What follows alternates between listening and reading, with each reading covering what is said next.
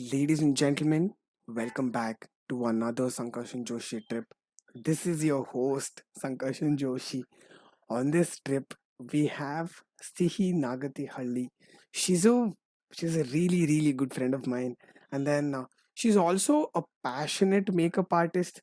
Like she sees makeup as painting, and then she comes from a very passionate perspective towards makeup. So we talked about the toxic beauty culture, and then how social media has amplified the toxicity. We also talked about how culturally beauty has been defined and redefined, and how media ended up changing the entire perspective about the beauty. Hope you guys have fun.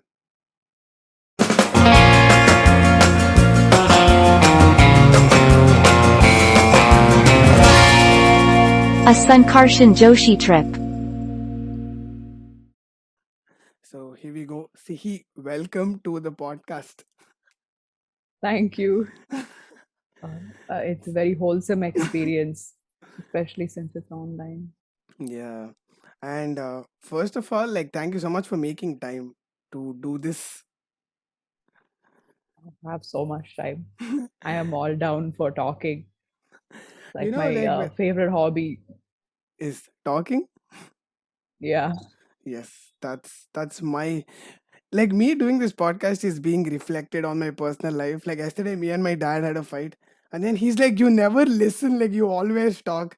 I'm like, "Fuck!" Like Yeah. I have to rewire myself when I'm not Yeah. online. Same. It's just like, I don't know. It's just, there's so much to say. So you just want to keep saying. But Yeah. yeah. And like me talking makes me feel like I'm smart, so sometimes I have to like stop myself. Yeah. Yeah. So like when I thought of talking about this, like recently I stumbled upon like few articles, or like I was seeing some post about like the toxic beauty culture and all that. Like instantly I thought about you, because you are the only person that I know who's very passionate about makeup. Like I've never seen anyone see makeup as a form of art, like painting. Like face is a canvas Mm. and then you paint, right? Like you're the only person that I know who see makeup as an art. So Yeah. I mean, it is. I mean, it's both things. It is like the typical, okay, I just want to look prettier side of things, and it's also you're just decorating, so you might as well kind of thing. So I think both of them are there together, which is what sort of makes it fun. so Yeah. what got you into, like, what made you interested in makeup? I think initially the thing is I was very tomboyish, so to speak, where I rejected all feminine things, whether it was pink or wearing dresses or makeup, all of it. And then I think this is a common thing that I've, at least based on reading on the internet, is what I've noticed, where you have a period of sort of rejecting typical feminine things because they're portrayed to you superficial, and then you're like, no, screw that, that's kind of, that doesn't make a lot of sense, so I'm just going to embrace all of these things. So then obviously through whatever sister or my mom used, I just began playing with it or wanting to use it, and I would do all kinds of crazy stuff. Like it was nothing like normal nice pretty makeup, it was like crazy, like my whole face is blue kind of stuff. Yeah, I don't know, I just started watching YouTube and makeup artists on YouTube, and then it's like I want to do that, and so on and so forth. Yeah, like I've seen your Instagram page. It's not like the usual like cosplay kind of makeup. Like it's very like out there. Yours is very like subtle, like aesthetic. Like when I go through your profile, it makes me feel good. Like it's very pleasing, like aesthetically. I mean, I hope so. It's just, yeah, I'm not into like your special effects and cosplay kind of style makeup at all. I think that's full of, it's just, it's face painting. I mean, it's nice to do, and I'd like to dabble in it, but it's not where my interest lies. I like it to like, it should, it's like you should still be able to go to some whatever equivalent event and be like, yes, this makes sense. I mean, most of the time. Yeah. Did you ever stumble upon internet? Like, did you know how like makeup or all the beauty products were being marketed like decades ago? Yeah, I mean, back then it was really just sort of whatever you saw when your mom took you shopping, and which is just very few products, right? Like the odd lipstick now and then, and the exposure was a lot. I think following beauty channels on YouTube and Instagram has really been the way that I've discovered so many brands and like the whole world of how products are marketed and stuff like that.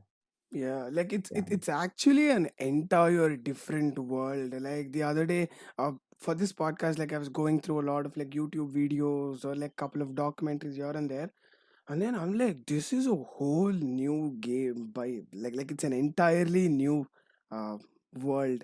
Like how people Yeah. use makeup, like how people use social media to portray beauty.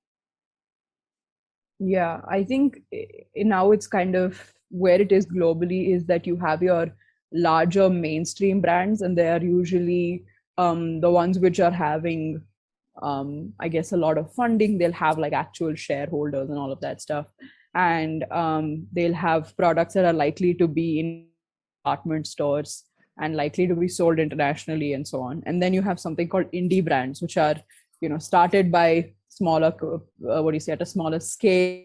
They're most likely only available on the company's website, and especially if they're based in the US, then they're only available in the US. There's certain limitations like that. So to even know that those differentiations exist and what is the difference between them and all of that has been interesting. And I think when you see India as well, it's very similar, where you have your especially now a lot of people are how they start bakeries by just selling stuff via Instagram. Similarly, you have people handmade organic products and stuff, and then you also have your bigger companies like Lakme and Sugar and stuff like that, which in because for a long time Lakme was the only Indian brand in the market, and if you wanted anything more good or nice, you had to pick an international. But now there are a lot more Indian makeup brands because they've understood that clearly the market and demand is there for something like that. Yeah, So clearly. yeah, And like when you like in urban places, there is a different beauty products that are being sold. If you go to village, do you know Fair and Lovely, right? Like the brand, yeah, there is an entire cult for it. Like if you go to rural areas, it's like that's in their routine. Like they take a bath, they come, they apply Fair and Lovely, they put yeah, like powder and yeah. like very absurd like color contrast to their skin and the powder plus the Fair and Lovely cream. Yeah, Fair and Lovely is really, I mean, makeup per se, but it's just capitalizing very directly. I mean, I know now they changed it to Glow and Lovely. I don't think that necessarily changes anything because it's really just capitalizing on that like Indian obsession to be fairer, which is so pointless. And I can't believe that this many years after British independence hung over on these like colonial standards of beauty. But yeah, that's what it is. And I have also used it when I go back to my native village, and like that's it. But it's just hydrate your skin. You're not doing anything. It's so pointless. Yeah, Yeah. like if in India the beauty I don't know if I can call it revolution. Like people started putting efforts towards making themselves look beautiful was through Fair and Lovely. Like uh, that was the way of you becoming beautiful, right? Like one of the like step. So like in India that was there, but like I there are so many like very absurd like American companies who sold beauty in an entirely different level like decades back. It's like in India you should like you will become fair if you use this cream, but in America it was more like be your pleasing wife, you know, like if your husband comes home then you have to look beautiful. So it was sold more on that uh, direction. Yeah. Yeah, definitely all these historic ads that you see are more of, this is what a woman is expected to look like, or this is the standard if you are an upper class woman or something like that. And I think all of those things are, into some degree, that's kind of what they do now also. It's a question of, you will, they might not say the be a better wife kind of line because they know that won't work, but they will definitely still say, you can be better, full stop, and the rest of it is implied.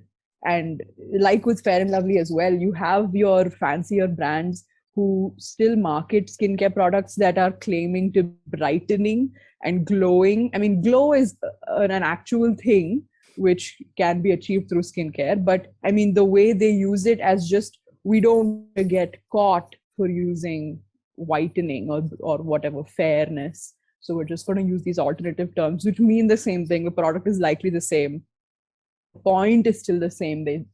So it doesn't change anything. I think it's just that that's become just one avenue of marketing in skincare and makeup, and there are many others. There are a lot more other, say, like, that's not the only thing to pander to because it doesn't work on its own. It's just that still happens to appeal to one demographic. Yeah. Like you said earlier, our Indians' fascination towards fairer products, like it's insane.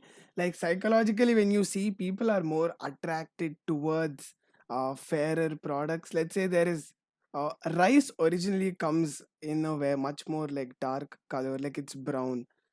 But then Yeah. people polish it and then make it white rice to to to sell it. Like people are more attracted towards white things. They feel that white rice is more appetizing because it looks good.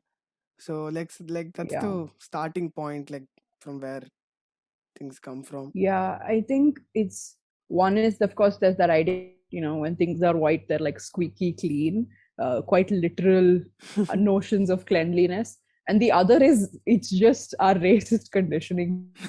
And it's just a dichotomy because here, or in countries like India, people are trying to become fairer and there's that whole thing. But in the West, like really white people want people who are like, I guess, Irish levels of pale, feeling upset that they're pale and they didn't get enough sunlight or whatever. So it's kind of a weird. It at some point it's just marketing because glass always get on the other side. Whatever you don't have will tell you that you need to have that, and that's one of the, this whole industry, that you just have to be aware and be like, I am making choices, kind of ignoring that to some extent. Yeah. And like you said, culturally, like uh, different cultures have their own definition of beauty. Like when you go to Chinese culture, if you go like 100 years back, what they considered beautiful is entirely different. Like when you go to African countries, according to them, what beauty is entirely different. If you go to Fiji, like few decades back, they considered like women who were who had like a certain amount of body fat, like who were fat, they considered them to be much more healthier, and that was their definition of beauty. And like we Indians, like I think we come from very insecure place about like being ruled from British, like white being superior than darker skin tone. Like probably we come from that point of view, I guess.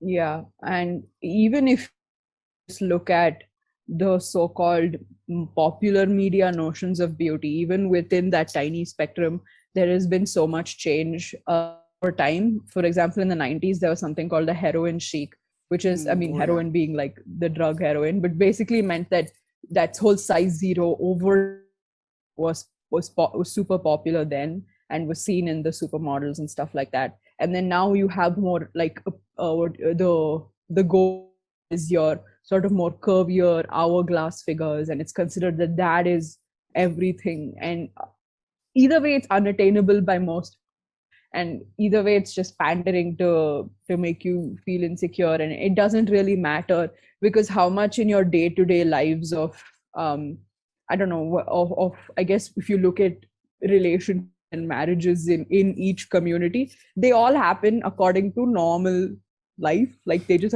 according to normal standards. So that it's a little bit like um it's a little bit, what do you say, like abstract, and it Yeah. shouldn't be taken so seriously.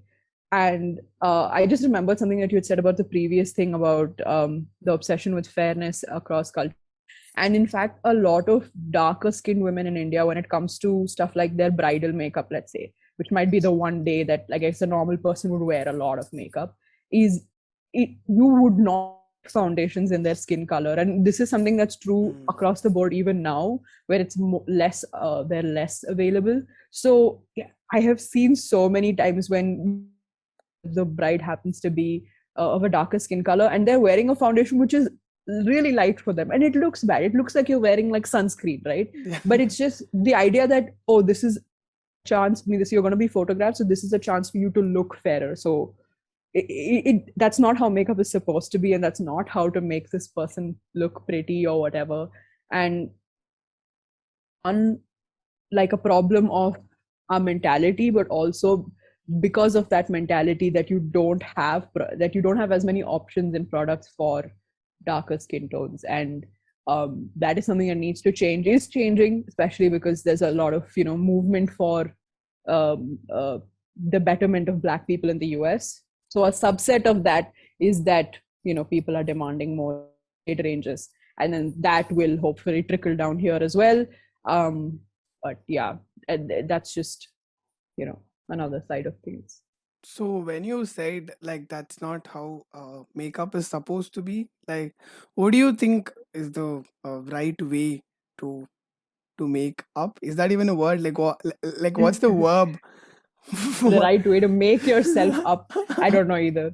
uh, I think the right way would be, I mean, assuming this is just your normal real life application, is just to enhance the way you already look.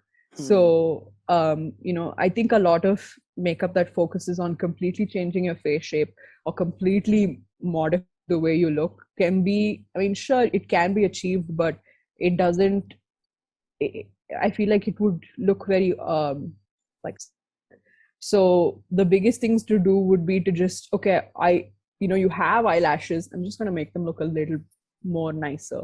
You already have this is already the color of my skin. I'm just going to make the color be more even across the board, because sometimes it's not the exact same everywhere on your face, stuff like that. So just kind of treating it as like a small one up. I'm just going to wear a little nicer clothes so I look a little better than my pajamas. It's something like that. So that's sort of also what your skin is like. What skin issues you have plays a huge role in that, because this is always something that they say online, which is the better your skin is, or like the better condition your skin is, then the less makeup you need to sort of Hmm. balance everything. Yeah. True, and I also feel the same way. Like when you see someone who has like absurd amount of makeup on their face, like you can literally tell. Like it's like when you're seeing it, like it's very distracting. Like you can't talk to that person with a straight face. So Yeah, I think now that you said that, there's actually like some disclaimers to add to what I said, which is that thing makes sense for, I guess, most people as sort hmm, of just a daily one-upping. But there are people who choose to wear a dramatic amount of makeup for the skin. It's statement. it's fun. Yeah, it's a statement, whatever it may be. And I think that's also completely cool. And Hmm, another thing about makeup being able to be seen is that because we're used to, I guess, like makeup the way it's used in film, or the way, I guess, when influencers do transitions and whatever show there, it looks flawless or it looks like there's no makeup. That's just filters or smoothing, or just in fact the low quality camera or whatever it is. Because you can see makeup, you can see the hmm, texture, anyone, whether they're wearing a light amount or not. If you are like 3 feet away from them, you can, I mean, if you're a feet away from them, you can see it. And that's another notion that's quite bad about the industry, where people think that you know um though, like, I'm not able to get it right, but this influencer is, or like these people who are good are able to look like that. And it's like, make if you're wearing makeup, you can see that you're wearing makeup, and that's fine. You're supposed to be able to see it. And it's unrealistic to expect that your skin looks hmm. like smoothed skin. So yeah, I Yeah. mean that's also one problem. But yeah. So, like you said initially about the heroin chic, right? So, uh, all the beauty brands and the magazines who hire models to do modeling for a particular brand, like everything was derived from like corporates. Like every decision was made by a larger companies entities. Like they hired models who looked a certain way. Like they hired a model posing in a certain way to give out a certain to sort to give out a certain statement. So they defined what is trend, like they defined what being cool was. So like a lot of people just followed the magazine, like media driven by corporates. But now when you talk about influencers, right, like now it's so different. Like it's people define what beauty is. Like due to social media, like if hundreds of people consider one thing to be beautiful, let's say the hourglass figures, or like like big booty, or like big ass tits, like you show it, like if that is beautiful, then like everybody else believes like that is beautiful. Like now it's more individual people coming together and defining what beauty is. Yeah, I think beauty standards are definitely like a confluence of many things, and the kind of monopoly that these um, corporate modeling level decisions had is definitely reducing, and you have more of a communal cultural thing. But at the same time, if you look at it, you might say, okay, now all of these influencers supposed to just be influencers of their own regard. They weren't like hired specifically to look a certain way, and yet you have this now you have this typical Instagram baddie look, and now who look a certain way, who dress a certain way. I can see some. I'll be scrolling through a website looking for clothes, and I'm like, oh, that's some of clothes. Not real people don't wear something like this, and all of in the same way that we were like, oh, this is heroin chic. This is also becoming a thing. So I think it's just another different, more decentralized system of the same thing, and brands will find a way to capitalize on that in the same way that they did with it before it existed. So that's one aspect of it. But on the other hand, I also see that because it's not so decentralized, you do have more and more creators coming out, and the whole aspect of showing real things, or like saying that, like what I spoke about, how you will inevitably see texture when you have makeup and so on. um, for people to come out and show that and express it, and there's a side of the whole industry which is also doing that, which is also keeping it real, and sort of teaching younger people to not set unrealistic standards, because a lot of it is fake and face tuned and all of the things.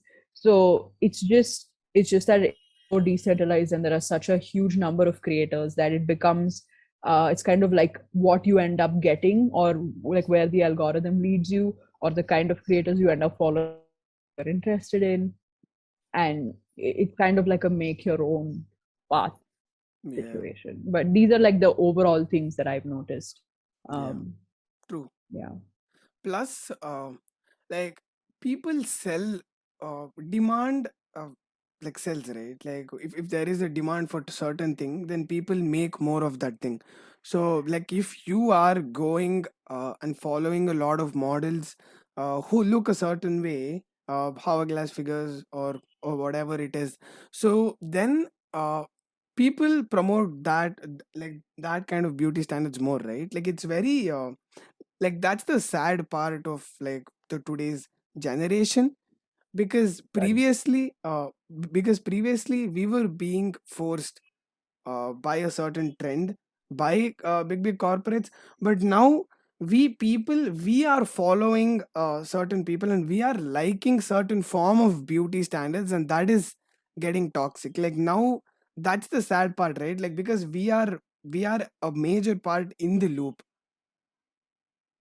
Yeah, I think it's a bit of a, what do you say, it's more interactive than before, definitely, because it's not just something being shoved down your throat. But ultimately, it's like I said, it boils down to which side of things you've been exposed to. Because, for example, you have your, Kardashian Jenners, for example, who promote things like skinny fit and supplements that they clearly can't claim to be using because they use hair extensions most of the time. And it would make more sense if they just did hair extension as anyway. So they do a lot of problematic things regarding body image or even makeup and everything.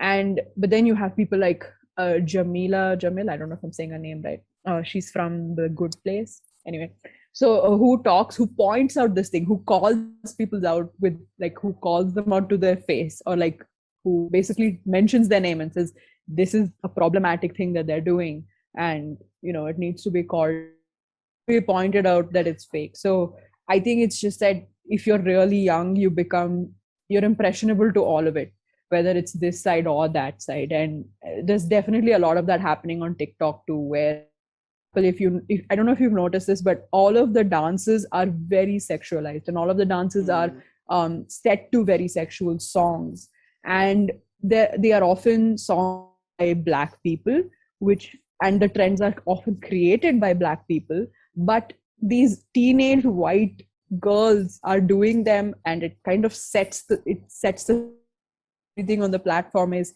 and all of it is just, I don't know. I can imagine being a 15 or 16-year-old being very uncomfortable with the fact that there's all of this all the time on my timeline. And it's just it, it, it's just hard to sort of get out of that if you have not chanced upon the kind of more mature content that you should see ideally, because that's kind of few and far between in between all the, I guess, the gunk in a way. So yeah, I mean, for example, there's a creator called Jackie Aina who is one of my favorites, and she's a licensed cosmetologist. Firstly, because it's annoying when people who are not trained claim to be, but yeah, that's one. She's been on YouTube for over 10 years. She's a black woman who advocates for their rights and all of the things, and she makes a lot of sense. She's entertaining and funny in terms of her personality itself. It's not just relying on the makeup skill. And I don't know how many people are finding her, because she herself talks about how the YouTube algorithm is unlikely to people like her because she's black, or like only if you search or you kind of wind up there you might find her, which is how I did. But by standard you will get the top white creators who, or you will get problematic creators, whatever it is. So it's just about how much you're willing to navigate the internet now to be able to find what you mm, need, or how much, maybe if you're very young, how much guidance you have with someone else leading you or showing you who to follow. So that's what's kind of this thing about it, because whoever you're following, you are being marketed to, and yeah. whoever you're, wherever you're going, you're gonna get some marketing. It's like you might as well align with the better off the lot, sort of a thing. Yeah. So yeah, and that's taken me time to like figure out who these people are, and I've unfollowed so many like Kabu creators, so it just takes time to kind of get there. Yeah. Yeah. It makes sense. And Instagram and YouTube algorithm works based on what the user wants to see, right? Like whatever the user wants to see, it'll show it to them. Like not needs to see, wants to see. So like most of them, like going back to my point that people want to see such shit. Like people want that form of content. Like they think that that is more appealing. So like Instagram and YouTube caters to whatever user wants. And I think that psychologically there is an evolution part to this too. Like women are more attracted to men with like broad shoulders and thin waist because that resembles like strength. So like if you go for hunting, that means that this man is strong enough to take care of me. So like because like, when you look from evolution perspective, when like we all were cavemen, like women were more attracted towards like powerful men and strong men to take care of them and their offsprings, and men were attracted to women who had wide hips because that hip, the pelvic muscle, it the whole point of it is to like give birth, right? Like it helps in like giving birth. So like men think that that is for being fertile. So like evolution perspective, like men are more attracted towards like women with like wider hips. So Yeah, like I understand Yeah, I that think part. that's there. That won't go away because obviously that's a very like primal aspect of things. But like now there's so many more factors, and you have, for example, if you're someone who's not gender conforming, and if you're non-binary or something like that, then you're kind of subverting all of those norms, and it doesn't apply anymore. And I think that, okay, sure, you might look at Chris Hemsworth and be like, wow, because of that shape, but how much of it are you applying in like real life? You know what I Yeah, mean? And yeah, how much of it, like, it doesn't, uh, or those literations of evolutionary stuff doesn't end up going beyond that first yeah, thing. It might be that, okay, deep down that's the reason, great, but it's like there are so many other factors finding beauty or whatever that it gets superseded by all of these things, yeah, or at least it should, because it's very stupid if you're still only relying on those things, right? Because that's not, they're not even accurate anymore. yeah. People get wide hips because they used to do Bharatnatyam and now they don't, but it doesn't mean anything regarding fertility, so we know better now. So yeah. I think like having wider hips and having a like a big ass is like two different things. Like like having wider hips, I think that every female, like most of them, uh who have like healthy hormone balance, like who are healthy by definition, tend to have like wider hips, like not like very outright like very absurd curve, but like everybody have, like that's how bone is structured, right? But like Yeah, I mean, part of puberty is that it widens, but I think that's only in comparison to men, because that hmm, it's yeah, true. it only happens if they've given birth and stuff like that. Yeah, yeah, true. And we've come a really really far way, because our, like our generation, we weren't exposed to social media growing up, but now like probably like younger generation who are in their 10 10 12 like 15 in their teen, like they are much more exposed to social media than we were. So like they have been exposed to this toxic beauty standards at a very early age. Yeah, that's also true because if you see, there are a lot of these posts about how, like, oh, when we were 12 we looked like this, and then now 12-year-olds look like this. And it's just, I guess, how things are progressing, because even, at least I remember, for example, when I was 16, I had a job exchange program, and even though we were the same age and we were the same generation who grew up with social media as late as we did, they looked a lot older. They at least not just face or something, but they just carried themselves to be a lot older. And part of that was also how their social situations are. They are given a lot more independence when they're older. When they're younger, they're allowed to drive when they're 16, whatever, or they're just, they're late, whatever, things like that, which happen more later here, happen earlier there. And some of that contributes to them growing up sooner, or, at least visually coming across that way. It's changing, right? I think the speed of that is increasing over time, and it will continue to, unless something happens. But yeah, I don't know. I think it's fine because some of it is just how the world is going. Um, but it's just that now that we know what social media is capable of, there's um, a lot of conversation we had, where you you can't sort of deny young people social media, but having a conversation and having a clear lines of communication between parents or siblings of when is a good time to begin, or what kind of content they should, this thing, how much Yeah, oversight, or how much you don't want to invade their privacy, but at the same time how much overview should I give. And all of that is a very gray area to navigate. And yeah, I think that's going to be a challenge for new parents and stuff. yeah. It's getting very psychologically complex too. Like it, like our kids, like we will have to parent very, very differently than our parents did, because our parents and then our grandparents, when they were growing up, like survival, shelter, food, like those were priorities. To us, like we are much more. luxury minded, like we want peace of mind, like we want wholesome experience, like we are not behind money because our parents took care of survival things. And then like when it comes to our kids, we're gonna have more like psychological challenges than like physical. Like our generation is the segue, right, from physical transition to psychological challenges transition. So we are like we're gonna have like very different parenting challenges. Yeah, I mean, it's that is true for us. I think that it's kind of like the Maslow's hierarchy of needs. We are going higher and higher overall. But at the same time, when you look at the challenges of people who are still in the survival stage, it it's all the same when it comes to survival. It's only after that that we are we start caring about the other things.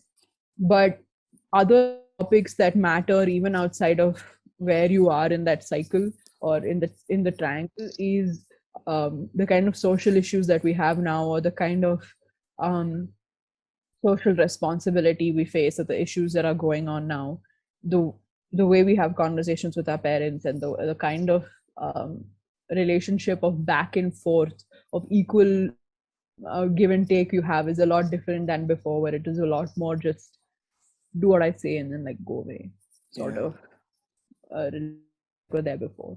So yeah, a lot of that is really dependent on what you're able to do, or even how socially conscious you are as a young person, to apply that with your own parents. Because if you're not able to do it now, then you won't be able to do it when yeah, you have a kid. yeah, true.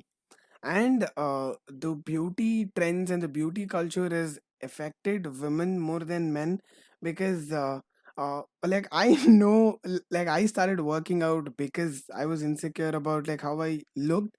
So like I do know like a lot of my friends wanted like more like a chiseled jawline, like you want that like more masculine features, like you want that deep voice. So a lot of my friends developed that insecurity in me. But then like now I'm at a very like different place, so that's the reason why I started working out. But like when it comes to in comparison to women, I still see that as a very minute factor, because beauty standards like from centuries have been like more difficult to women than men. Like men, they don't have pressure to get a dick implants or like have like a longer dicks or something. Like we don't have that pressure to look sexual, right? Even though a lot of Yeah. them are insecure about that, but still.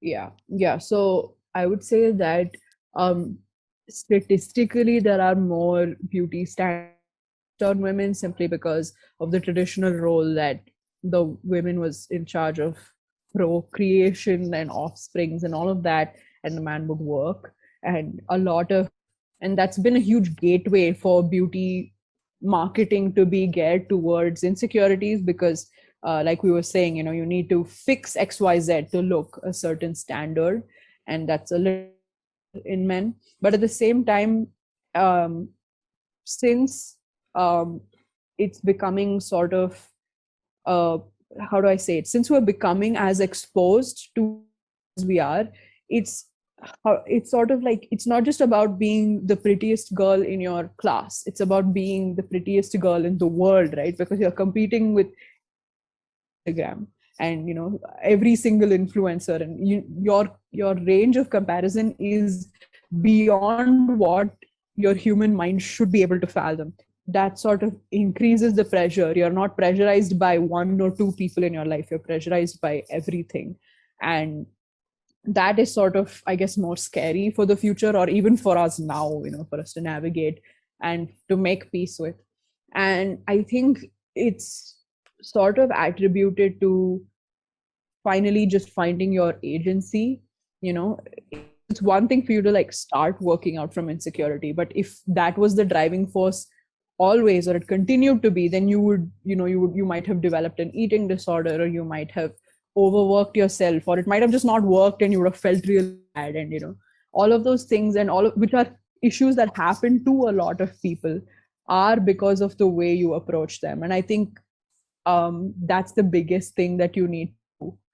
that people need to realize, because even when it comes to like cosmetic surgery, as you mentioned, if you really feel insecure about something, you have the money to do it safely at like a good place, like, you know what I mean, you don't go to some shade regulated place, and you are clear that you are doing this for your personal satisfaction and all of that, and you do it, great. Like, it's totally fine. You're able to see it as, you know, you're here for X amount of time. You want to curate the way you look, you want to make your hair red, you want to do this, you want your nose to look this way, you want to have a tattoo, do whatever you want. Some of it comes down to just curation and the amount of options you have for curation. It's just that you should never say that I feel bad because I'm not this way, or I was not made this way.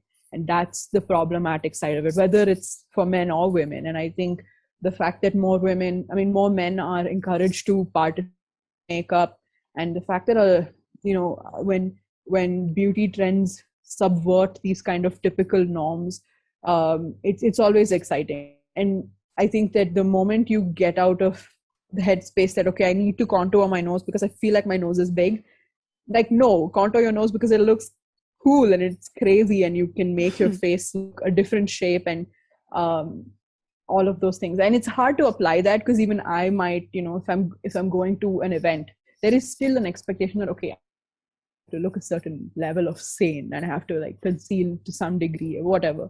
And you will never reach that state of perfection, or you will complete like, oh, you have to love yourself first and body positivity. You won't reach that like perfect point, but it's just about how much can I unlearn and decondition all this Absolutely, to yeah. be able to make peace with myself.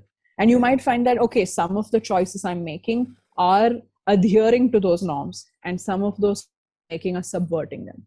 And either way, it's okay, as long as, you know, you are at peace with your choices, and you are you know, making them agency, and you're not just going with the flow, because the flow is dangerous now, because there's so many things flowing into it. Yeah, you'll never know where this flow would end. Like, you might end up in a very big hole. Like, you'll never know where the flow takes us. And Yeah. when it comes to plastic surgery, right? I This is the reason why I don't like people getting like plastic surgery for cosmetic reasons. Like, for like, there is that came into picture for surgical reasons, and like, so for cosmetic reasons, you grow as a person, right? Like, most of this is driven from insecurities. Like, you don't like how this thing looks, or you don't like how this thing make you feel.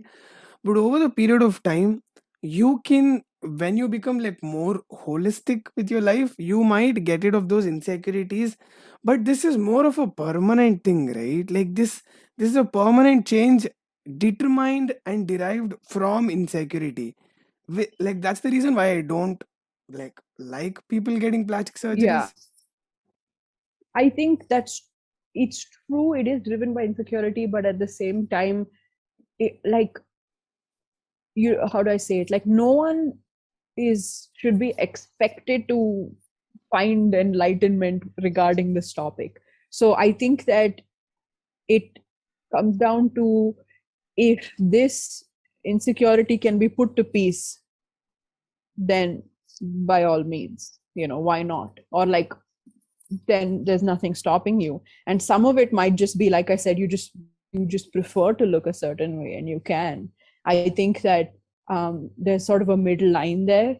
And uh, for example, I think when it comes to body hair, as much as we might say, okay, it doesn't matter, women can not have to remove it, it's just convenient to remove it. It's just less of a hassle. I mean, like, less of a conversation starter. It's it's a less aggressive, or you might just actually visually like how it looks without it being there. So you know, I think then being told that, oh, you're just insecure, you should embrace your most laser hair removal, that's kind of permanent, right? But that doesn't get the same kind of demonization that cosmetic surgery does. And I think they're very valid. But at the same time, yes, there is a very sort of obsessive culture with cosmetic surgery, especially in places like LA and all of that, where it's sort of expected that you do it, or people very young do it. You know, a lot of it is something that, okay, you want to continue to look a certain way after a certain age, makes a bit of a sense. I mean, makes it has some logic to it, at least some procedures. But yeah, if you're like 20 and you're getting like veneers and Botox, and it's a bit, but I think that, choosing to fix a couple of things is totally fine. I think it's just, Yeah, it is. and not a lot of people have the means. If you can, sure. I mean, like if you look at, for example, Janvi Kapoor. Okay, so yeah, I think her, and she had the, like, Devi had like a wide nose and she got it small, and Janvi Kapoor obviously was born with that same wider nose, and then she had it surgically small. I think she looks great with her new nose. It's perfectly fine. And she's clearly confident and likes it, and she got into the industry after she got it done. And she looks great. What's the problem? I don't know. Like, it's in both ways as long as your choice is not solely driven by the negative one. So, Yeah. I think that there is like different layers to this. Like first layer comes with like you being insecure about your body looking a certain way. And the second thing is meeting the beauty standards set by like the society or like the social media. So a lot of people who are driven by insecurity, let's say my nose looks this way, I want to change this, or oh my ears look this way, I want to change it. So yeah, like that is like okay, see now there is now people have an option to get rid of that. Like back then when there was no option, people had no choice but to accept it and move forward with life. Like now, since there is a possibility to get rid of that, like your mind cannot stop thinking about that. Like you'll keep thinking, without this my face would look so much better. Like now it's like yeah, I need to get that. yeah, no, that's true. Though you do need to make peace with it. You You're going to get it changed or not. Um, that's it's a very valid factor, and I think some of that plays into the way even skincare, where there's a medical and health side to it, but now that you have a sort of cosmetic standard of where Yeah. you can take it, or like the kind of extent to which you can go with it, it's like, oh, unless I'm doing all of those things, I'm not living up to a standard. I'm saying basically it doesn't even have to apply to some extreme, like the number of people who get cosmetic surgery are small or are able to get it at all, and that's a sort of extreme answer to certain things. But even at a not that deep level, it happens a lot, and I think that's a more, at least, addressable issue. And in the same way that all technology improves, even cosmetic surgery, medical technology, or what they're able to do safely, what they're able to do reversibly, everything will change and improve and get better. It's always good to have more choice and more agency over it. But it's these more subtle things that I think make a more uh, real difference, because cosmetic surgery is still an outlier, is still something that we associate with celebrities doing.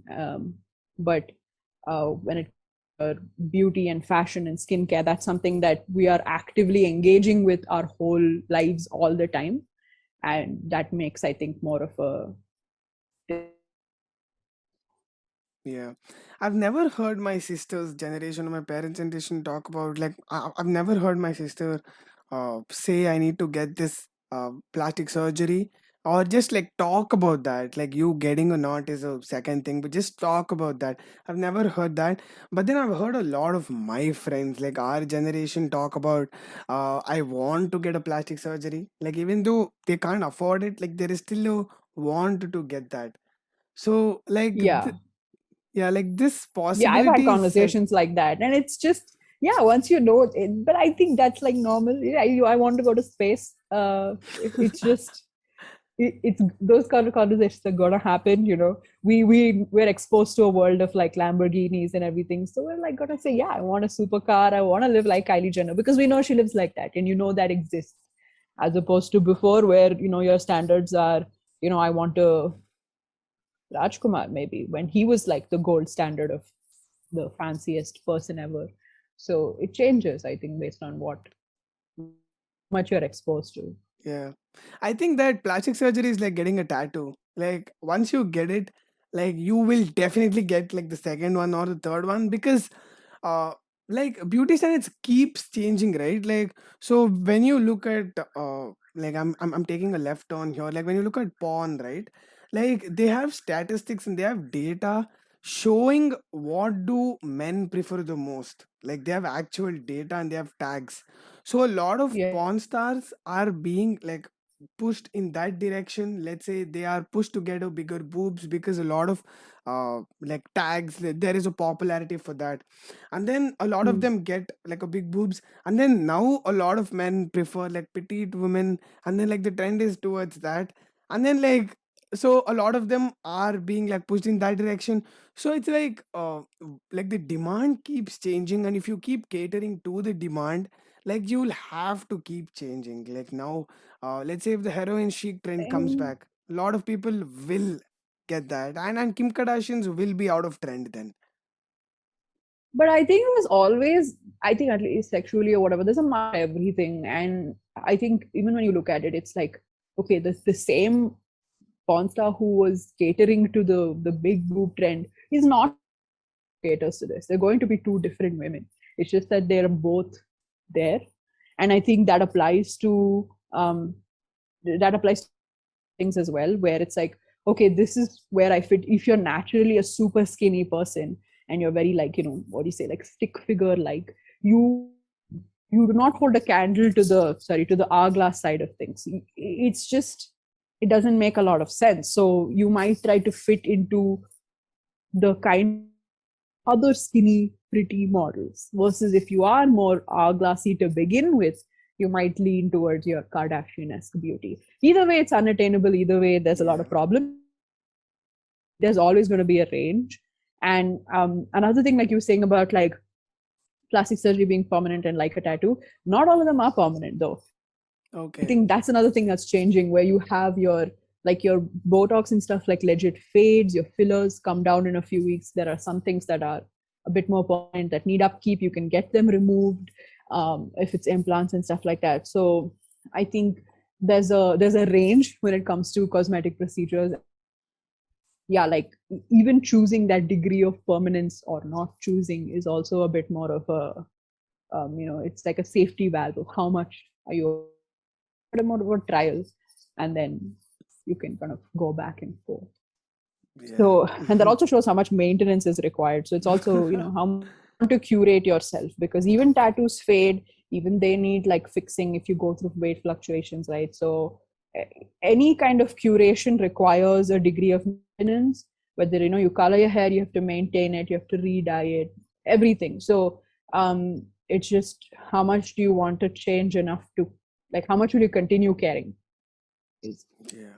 is the point. Yeah, and I don't think a lot of people know how much this is affecting us, because I don't have a lot of followers on social media, but I still like if I at certain points I still feel pressure to be in a certain way. Let's say, so now I because I was more insecure about like how my body used to look. Like now I'm much more like I've accepted, like I'm much more like positive now, so I post it on social media like me working out or something. uh but sometimes I feel like if I let it, I'd like that could develop a sort of pressure, to look that way throughout. Like let's say if I have a pretty awesome physique now, and if I post it on social media, there is a somewhat mental pressure that comes to stay like that way, because like now you've shown people that this is how you look. Now people call that you're cool because you look that way. Like that develops a pressure. You know what I mean? Yeah, yeah, that's definitely true. I think even if I post thing, I might be inspired to just experiment at home for fun, but I'll be like, oh, but like my hair doesn't look good right now. So if I take a picture, then it won't look as good as the other pictures. And it's so stupid. It's like you just want to have fun, like do it. But Hmm. it starts once you get into it, then you start thinking about all these factors. Because there was a when I used to do makeup before posting it, I'll just do it because it's fun. Sometimes I don't even do that. I just like do it for fun and then wash it off, and that's that. But yeah, the more you get into it, the more um it things start adding up. I think even for your podcast, for example, you might say, okay, now that, like, my podcast is taken off, So I need to get a good backdrop. I need to get a different mic. I need to get this filming equipment. And it just adds on and adds on until you're yourself to a higher standard because now they expect this from you. And I think to some degree, okay, with something like a podcast or a professional avenue, that's kind of like expect. But when it happens with your personal this thing, it's it's not good. You might, because I think there is all of, hey, I just had a great time with this and we all went out and I just want to share it. Like, you're just coming at it with a fun perspective. But oh, I didn't get any good pictures, or like, I mean, like, you took pictures but like, oh, everyone doesn't look good in it or something like that, and you set yourself up to these kind of false higher standards. Yeah. And then very funnily, you have to adjust to that. So they'll have a main account and a finsta or whatever, where that, oh, this is where I can post the trashy photos and only some 50 people follow me, and then the main one is post the nice photos. And we just want to share stuff, so we're just finding different ways to adjust it. Or you might say, okay, I can put like the okay ones on stories, but if I'm going to post it, then it's a little better. And they're all arbitrary rules. They're just social rules that we've made up, we've decided are okay. And yeah, when you start analyzing, it all looks like a little bit stupid. Yeah. But that's just where we've ended up. So like you said, right? Like when your hair looks a certain way, when you dyed it, let's say pink or green, or you do that. Like you just color your hair like Yeah. randomly, right? So yeah, like you said, like I like my hair doesn't look good today, and like you created a certain pressure like in your head that like I need to look a certain way. But then interestingly, you told me that you say things to yourself, right? Like you talk to yourself saying, no, like don't think too much, or like don't put so much pressure, like you're doing this for you, like for fun, like just post it. I think like that is important. Like every time I feel a certain thought, like a negative thought that comes from social media, I send like a lot of other thoughts back to my head. Like I talk things out loud, saying like, no, like this is not how it's supposed to be. I'm doing this for this. So I establish sane thoughts, and then I like that develops like sane relationship with that particular thing. So yeah, Yeah.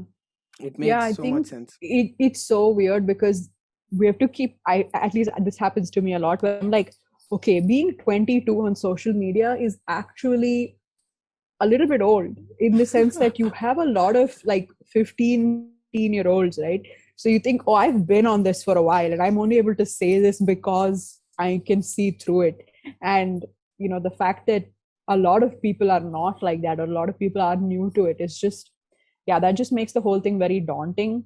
I think that like what happens is, for example, with the hair thing, if it was someone who was like putting that kind of pressure on themselves, one is to either, okay, because I want to do makeup and share it, now the standard is my hair always has to look good. What does that mean? I have to use more products, I have a hair straightener, whatever it is. And then there's that avenue of that thing, that basic marketing that you fall into, like that trap of like being insecure about it. And the other end is, you either you are surrounded by other people like that, so you even if you post it ignoring the fact that your hair doesn't look good, you might get bullied for it, whatever. It goes down that avenue of breeding that insecurity further. Or it goes to a point where you become, oh, is my internet fine? Yeah. You become conscious and you say, okay, now when my hair looks good, I'm going to do my makeup. And you're sort of like cutting your creativity down, and you're, when all of these external conditions are fine, I'm going to deliver. And I feel like that, in again, a professional setting, might be a clever thing to do. When I'm XYZ situation, I might as well capitalize on it and get my work done fine.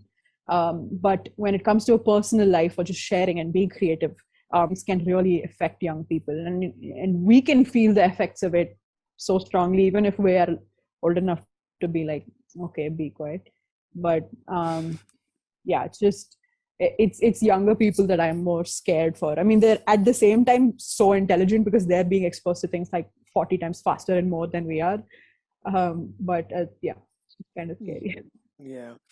I think that this is what I have figured out for myself. I don't know if this applies to you. like when we start representing ourselves a certain way, like when we want people to see us a certain way, I think like that's where the pressure comes. So now let's say like fitness is a like major part of my life right now, and a lot of people think that I'm cool because like now I look a certain way. So then I want to be represented by this, right? Like I want to be represented by this dude like who looks good. Or let's say like now I have like long hair, and then like now when I go out, like a lot of people see like I get attention because like I have long hair. And then like now if I start representing myself by this long hair, it's like, so this is me, and then I am someone with long hair and who loves fitness. So if I start like keep these two things in the upfront, and if I start representing myself by these two, that's when like the pressure kicks in to look that way, like throughout the social media. Do you feel that too? Like, do you Yeah, and want I to be think it's so represented easy to by, curate yourself. yeah? Sorry, what? Do you Do you want to want be to be represented by? represented by like your makeup and hair? Because like that's what your Instagram page is, right? Like you have an Instagram page dedicated for that. Yeah. So do you want people to like see you from that perspective? Like, do you want to be noticed? Uh, I don't know if noticed is the right word, but you get what I mean, right? Yeah, I got your, yeah. I think yeah, it's just that everyone has stuff like that, and some of it will be in real life, whereas you might be, oh, I'm the friend who XYZ, right? And some of it is sort of like it stays within your social circle. On social media, it's so easy to curate yourself. You just have to stick to a theme, post pictures like this, yada yada. And I think I also enjoy some of that curation as a creative task, but at the same time, it's very easy to just become that one thing, which is why I have so many accounts, right? I have a makeup and hair or whatever skincare account, because that's one facet of myself that I want to freely express without it coming across as superficial. But then on Lightning and See, it wouldn't make too much sense, or it would come across as superficial, because there I'm talking about emotions or whatever I'm going through in abstract form, or it's photography. And then it's Sihi Sweet, where it's just fun and friendship. And then Lola the Cloud, where it's just nice dog stuff. So it's just, it sounds crazy. It's like, why would you make that? All of these facets that I want to curate and that I want to express myself. So I'm just going to split them up. But if you look at like a lot of, I guess, some of these like in content creators I follow who are not necessarily only makeup or only comedy or something like that, they do everything on that one profile. They sometimes talk about deep stuff, sometimes they make jokes, sometimes they have posts and brand deals. And those are the kind of accounts that are best, because then you're getting a lot more of a full-fledged a person. And I think that even if you backtrack to the way like YouTube was, where people initially used to do vlogs and just do fun things, like people like Jenna Marbles and stuff like that, it was just, you were just hanging out with a friend who was like person, and it wasn't overtly dependent on these one or two factors of hair and makeup and all. So it's hard, and you're not at the same time, how people always saying, oh, people's Instagrams and their social media is just a highlight reel. That's not what really going on. And that's true, but at the same time, you posting on social media are not, what do you say, you don't owe anyone to share any aspect of your life that you don't want to. You might say that this is a private hobby and this is a hobby I want to talk about, and that's fine. So it's a bit of um, just knowing that you are following Yeah, something that's one asset or one aspect of someone. yeah, So true. And as long as you're having sometimes, fun with it, it's fine. And I think that if I change the thing, and if I say, oh, I'm no longer into makeup, or I just want the page to be about, like, I don't know, hair or something, I become a professional hairstylist, fine, I'll do that to the page. Like, who cares? I think taking it not as serious like that is important, because otherwise then yeah, you get sucked into all of the bad things that we've spoken about. yeah, sometimes I feel like I might end up developing insecurities for someone else because like in lockdown I didn't have anything else to do. and then coincidentally I stumbled upon a lot of like fitness related content, and then I gained a lot of knowledge by listening to like reading articles or like reading books or like listening to fitness podcasts. So I was exposed to like coincidentally during the lockdown. So in the lockdown was when like I majorly focused on it.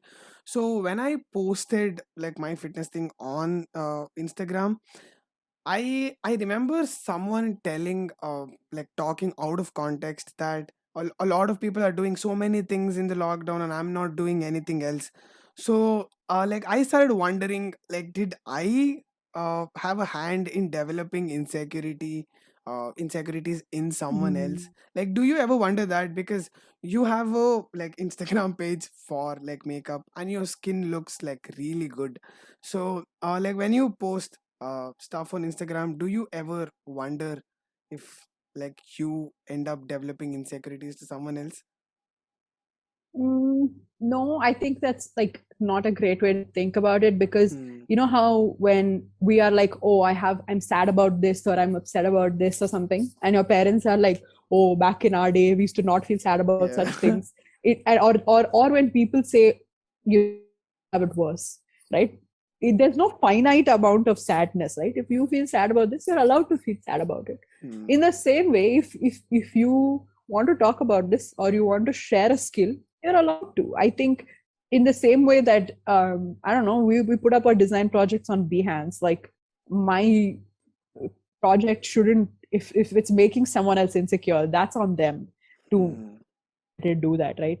uh, I'm just putting it in a professional context because we don't think about it then. And Yeah. I think it's the same thing. It's True. just and I think the only time that it would come be a problem like that is if that's how you're putting it. You put a photo of your fitness progress, and if your caption is this is how you're supposed to spend quarantine, if you've been wasting your time, like, do that.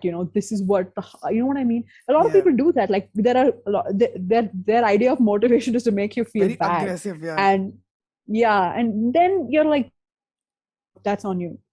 Yeah. And True. that's why I was mentioning the whole Kardashian marketing thing, because they claim that this thing made them look good, which is not true. And then you use it and you don't, and that breeds insecurity. So as long as it's not like that, and a lot of people do message me and say like, oh, Bruce, and I'm very happy to share it. I'm not gatekeeping it and being like, oh, like, it's secret because it makes my skin look good, some nonsense. When you behave that way, then you are, but Yeah. otherwise it's fine. Yeah. I Just think so too. existing. So that's why Yeah. I take like special efforts in mentioning. Like recently, I put my like shirtless pic, like I edited it. So because like that's the whole point, right? Like I wanted that picture to look good, and then I mentioned like like my body doesn't look like this all the time. Like when you work out, you get this pump, and then that pump deflates after a point. So I made sure Yeah. that I mentioned that this is not how I look like all the time. Like I thought this is my way of contributing in a weird way. I mean, yeah, like it's 95% like how people take it, but yeah. Yeah, for sure. I mean, it's even with skincare, like I was saying, it's me. I used to have flaky, disgusting. I mentioned that it's like it's because I didn't like that, and I like took so much trial and error to like use some 1 million things and figure out what works for me. It's like all that happened. It's not and or it was just genetics, whatever it is. It's important to acknowledge what it was that did it. In the Yeah. same way that you say that, okay, yeah, I did a whole degree on this, of course I know this field, and that's why you don't, because you didn't do the degree. It's literally like that. Yeah. Yeah. True.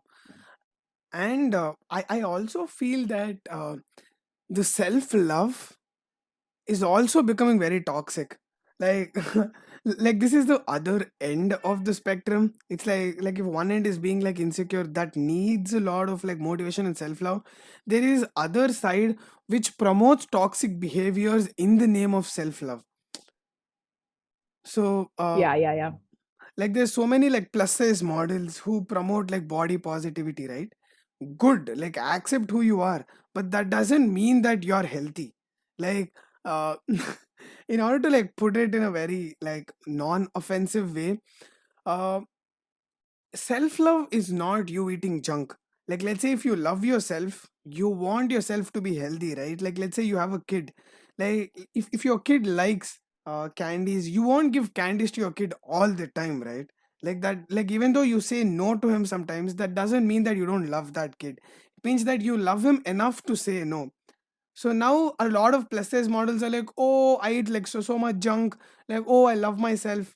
But like that is creating like this, there is a obesity epidemic, right? Like in America, like so many people are obese. And then like turning that into a positive thing, I don't see what we are gonna get out of that. Okay, so I have a lot to say.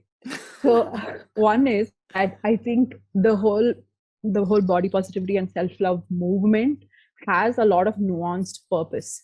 One is to fight against this idea that any person based on their size should be like hated on, or should be like shamed for the way they look. And in the same way that, for example, if there's someone who's a cancer patient and because of that they don't have hair and stuff like that, you don't shame them. It has nothing to do with health at all. It's just that's how they fine. And I mean, that's a bit of an aggressive example, but it kind of just sets the tone um, for how things should be perceived. So it's just we're being positive towards all bodies, and they all look fine, whether you're super fit or doesn't matter.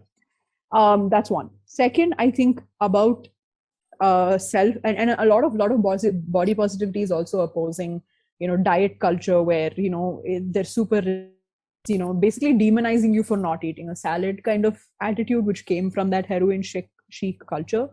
So it's to say that if you're a fat person and you're like caught eating junk, oh my god, it's this is the source of the crime kind of behavior, and it's to oppose that. And with self love as well, it's sort of, again, it's opposing that obsessive hustling. It's, oh yeah, I'm on the grind, I sleep for only 3 hours, I do this, and it's like, for what? It's like psychotic, and you're not taking care of yourself in the process of you're burning out. So what, it's okay, order food, relax. It's that conversation you have with a person. It's, pamper yourself for a moment. But the problem with anything on media is that things are taken out of context. A, B, it's very hard to give context because the medium is becoming shorter and shorter, right? How much can I say in a 30-second reel, and how much can I even say in a 15-minute YouTube video? You might need to watch uh, 2 hours of content to fully process all of the aspects. And I think that is the problem, where people are taking body positivity to say, oh, so I can eat junk food all the time. And that's good. Like, yeah, you can eat junk food all the time. But it's all we're saying is, when you see thin people who would be smoking, drinking, eating junk, whatever, living crazy unhealthy life, but they don't put on weight, and they're nobody says anything. But then one bad thing a fat person does, and it's like, oh my god, they're so unhealthy, and they're promoting like fatness. Nobody is, but it's just it comes across that way because it's very hard to like take nuance on social media. And the same applies to self love. It's not saying that you will love yourself if you put on a face mask or something, or if you chose to unwind one day. It's simply saying that you should pause and take turns to like calm down. And that's why now people are, because in the same way that the word feminism is misunderstood and people are like, oh, I'm not feminist, and it's like, that's bullshit. And similarly, people are coming up with a new term, which is body neutrality, and they're saying that, okay, when body positivity is talking about loving our bodies or being accepting of them irrespective of size, but body neutrality is going to say that your body just doesn't matter, in the sense with respect to like, your people are treated and the respect, right? Someone's body should not matter, which makes sense. You don't if you're not supposed to insult people or them or treat them differently, then that means that the body is simply not a factor. It's based on the mind. So that's where it's going now. And those things are very nuanced, very legitimate and necessary concepts, because I feel like if I hadn't found them, then I would be worse for it. Yeah. So it's important to find such things, and that these concepts exist. It's just so hard to sort of like convey it. And I think more than body positivity, you have this culture of mukbangs where they eat like a ridiculous amount of food on camera.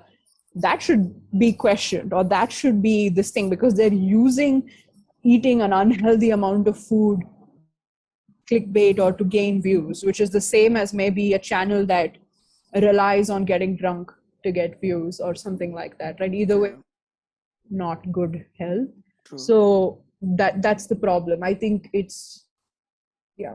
Plus, let me give you context to like where I come from. Like it's like it's okay to be fat, like in a sense you have to accept it, but that's not like the ideal healthy. Like I'm talking in terms of health. Plus, when Adele lost like so much weight, like the singer Adele, is that how you call? Like, am I pronouncing the Yeah. name right? Yeah. So when she lost like so much weight, people were shitting all over her, like on the post. Like when you look at her post, like people were like dropping very negative comments. And there is this plus size model, when she wanted to lose weight, a lot of her followers like stopped following her, and then they started giving like shitty comments over that particular post. Because people people are lazy, okay? Like first point, like whoever is putting all the negative comments out there, and they don't want to put efforts to become healthy, and then they feel comfortable by looking at people who promote like that form of like extreme end. Let's say like being plus size, like who are like very promoting to be that, like people wants to follow that so that they'll feel good about themselves. Yeah, I think that, see, if you're looking at a plus size models page who is like saying, oh, I love my body, I love the way it is, I'm fine with the way it is, that's something that they've made it. You are in the same way that you're asking, oh, what if I post this and I give them insecurity? If you look at that and you find comfort in that behavior, that's on you. Because it's, for example, like it's similar to how, for example, Trump becoming president and saying the kind of things he did made a racist person in America comfortable to say to say whatever or do whatever, right? Like more so than in the Obama administration.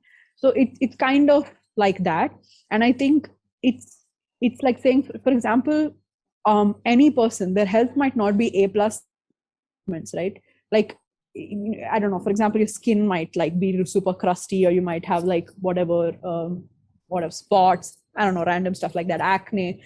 But you say, okay, I have a lot going on right now. Losing weight or getting rid of my acne or whatever other medical issue that is also a cosmetic issue is not a priority for me right now. That's fine. I think that's, again, it's the same time, yeah, if you're someone who is plus size and you like made peace with it, and then you're saying, okay, yeah, but I'm also I'm gonna work out, now I'm gonna become thin, and I mean whatever, become healthy, and this is my focus. That's also fine. But it's how we were talking about, for example, and with the whole cosmetic surgery and all of that side, we're saying sometimes you'll find that you are following the norm, that's also okay, and sometimes you're subverting it, and that's also okay. The problem is these people leaving the comments, which I think those kind of people are gonna, whatever you do, if a skinny person becomes fat, if a fat person becomes skinny, they're gonna do it either way. And like what you shared on your story earlier, which is irrespective of what size that person was, they would say what they want to. And I think that borders the line between how much of this is a medical thing, how much of this is a um, is a is a cosmetic thing. Because when you have people, let's say take someone who's morbidly obese, a gray area, it's, they are very much unhealthy. But if they are on social media saying I am at peace with this, with myself, it's purely emotional, it's purely saying I'm not going to demonize myself for how I am right now. But it might look like, oh, you're advocating for bad health, but it takes a lot of courage for that person to even say that, given how they look. So I think people take it, and it's no amount of giving disclaimers or saying that's not what you mean, that, and I feel like, if if anything, if you're a fat person who's looking at all this content and you feel at peace with it, it's purely more of an emotional thing, or that, okay, I exist like this now, I can't do anything about it right now, like I can't magically like take it off like a t-shirt, so I might as well live with peace in the same way that I might live with a nose or whatever else that looks odd. It's just that this one is fixable without a medical intervention, or I mean without a procedure. Like, It's just about how you approach it. And because some people that's not a priority, right? There are, if you someone who smokes, may just not be a priority. It's not healthy, you should not do it, and all of those things are true. But it's like, if them existing is bothering you, then it's like, what can you do about it? This is another person who just Yeah. chooses to exist this way. That's one. And another thing is that BMI, which is often used as a whatever metric of all this, a lot is being researched Very about how it's subjective. kind of, Yeah, it's yeah. very ineffective on a individual level, and it's better used as like a general marker of health across populations. And even then it was only used on, like, it was tested on white men, so it's like it's not very well translated across cultures, and it needs to be a bit more, there needs to be more comprehensive markers of health. Yeah. So all of that is so much nuance that social media will not accept, so, or it won't work basically. So Yeah. yeah, all of those things, I think that applies to even skincare. I think, okay, sure, you have let's say some kind of acne issue, you go to a dermatologist, you have appointments, whatever, you're treating it like a issue, all good and fine. But beyond that, there is a lot of which you can work on yourself, and I see it working on myself or bettering my skin. And you might see working out that way, where I'm trying to improve myself and reach a better goal. But I don't feel that, and you may not feel that way about skincare. But that doesn't change the way that we should be treated, or doesn't change the way that we should be able to flaunt either of those things. So I think it's just hard to convey that Yeah. to True. everyone. But True. yeah, the hate comments is like, that's bullshit. Like, those kind of people, everything, whether she lost weight or not. Yeah. Yeah. Like those are the most toxic kind of people, and even you have like so many toxic people in your friends who just like pass comments like, uh let's say you wore something and then you're really happy about that, and your friend just like trashes it, and then that actually affects you. So that's why I believe that we need to like kick all the toxic people away if that is being like really toxic, because like you're growing, even they are growing, like you are not helping them grow in any way, and they are suffering, and then they are not helping you grow in any way. So like Yeah. coming back to that point about like feeling positive, like this also plays a really vital role. And the second point is, like a lot of people don't understand like the importance of hormones, right? Like because when you say being healthy, a lot of bodybuilders, like they use like steroids, they might look healthy but their testosterone is so low, like they're not healthy at all, and then their relationship with food is not at all healthy. So like by definition, even though they might look good, it's not healthy. So if we start using the health metric to anything, we will have a better outlook on life. So Yeah. like hormones, like if you have a vitamin deficiency, or if there is a hormonal imbalance, you will have like hair loss or acne or skin problem. Look, anything that like like it is derived from hormonal imbalances or like a certain vitamin deficiency. So if you get your hormone levels balanced, or like if you put in efforts with respect to how to get that back normal, like that is moving in the healthy direction, right? Like not like more than uh a l- my sister sometimes she uses like skin products if she has a certain like skin problem, or like if she's losing hair. And I say that it's not about the hair, like think about like what's happening inside. Like when you health is like more on Yeah. what happens inside, right? Yeah, for sure. I especially when you see a lot of videos of saying, "Oh, I did this one, all of my problems." It's often like, are you taking into consideration genetics? Are you taking into consideration health and diet and sleep and water, and all of those play an underlying role, and everything else is like, okay, if all of that is fine, on top of that, you want to do something more, or you want to solve a very specific external issue. So yeah, that applies across the board with skincare as well. It's just, I think it's harder pill to swallow, because it's not as marketable, it doesn't make for a fun clickbaity title, but ultimately that's very true. And I think even when you're talking about toxic people, it's also applying different standards. For example, if you're an athlete, you are going to practice and therefore getting that much amount of physical activity every day. You are a house that eats non-vegetarian food, so by nature you're getting a ton of protein. And let's say you're a guy, okay, so your life is on an entirely different track. So if you take those metrics and you use it to, like, if you're saying, huh, see, I'm able to do this, why aren't I'm like, I have a sedentary job, I am like, my whole life situation is different, how can you translate those, right?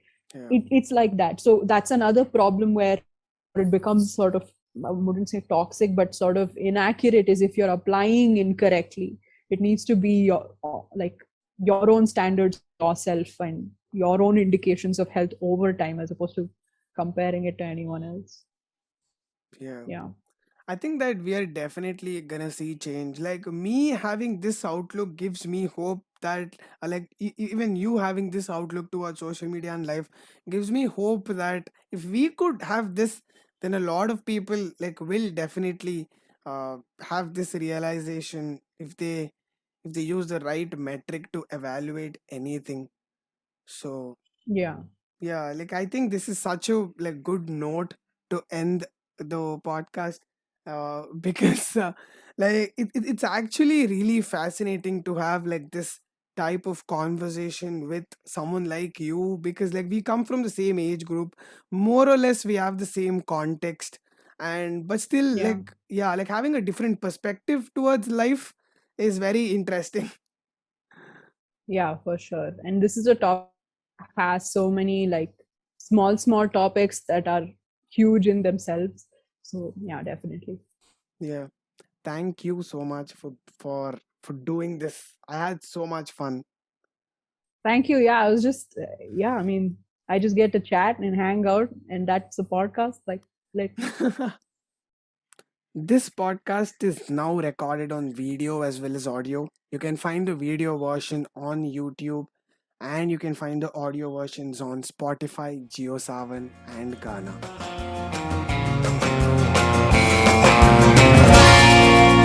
A Sankarshan Joshi trip.